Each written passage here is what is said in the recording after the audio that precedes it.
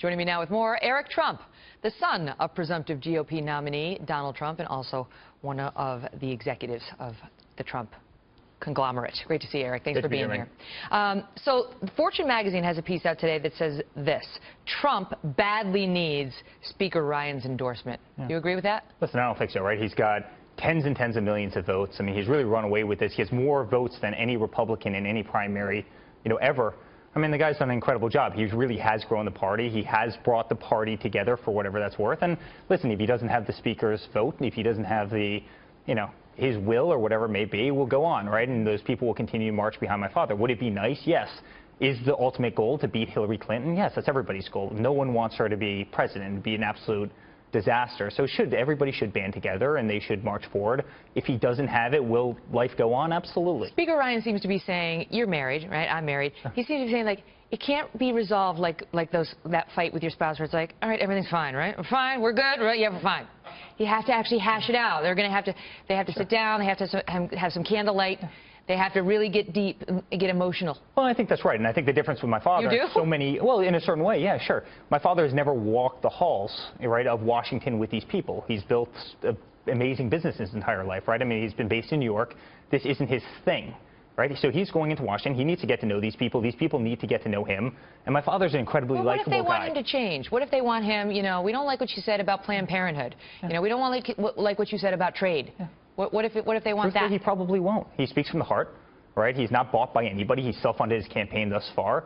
Right? He's got his own ideas, and those ideas obviously are resonating with people because he's winning. So I'm not sure how much he will change. I mean, are there little things here or there? Yeah, possibly. But, my father carries real conviction with him. He carries real belief with him. Obviously, the people are lined up behind him.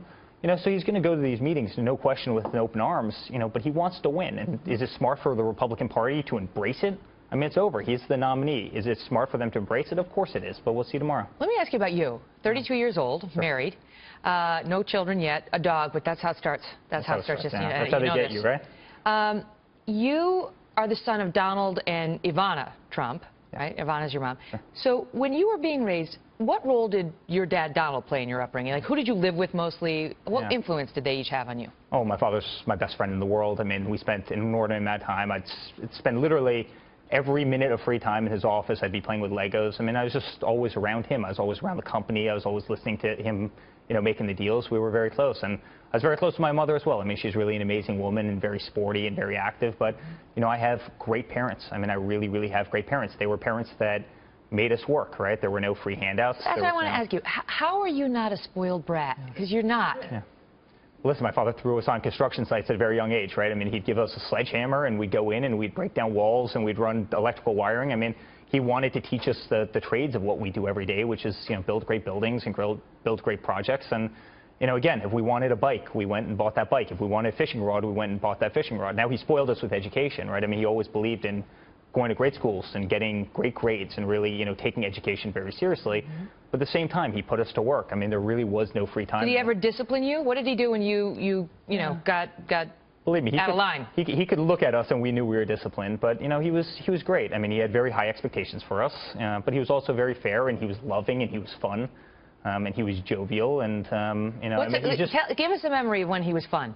Oh, God, so many. I mean, so many. Just pick a favorite. Like what? Or even better, give us one where he did something embarrassing. Something you kid him about. Okay, so Waters was in our office today, and he picked a picture off my shelf, right, of my father and me on a bulldozer.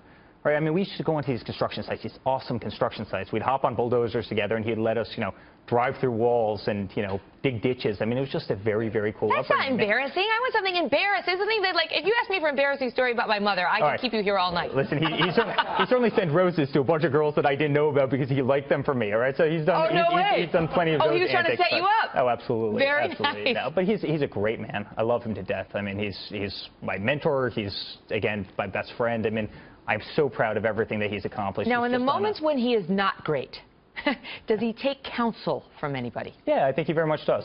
But he's also a guy who makes up his own decision, right?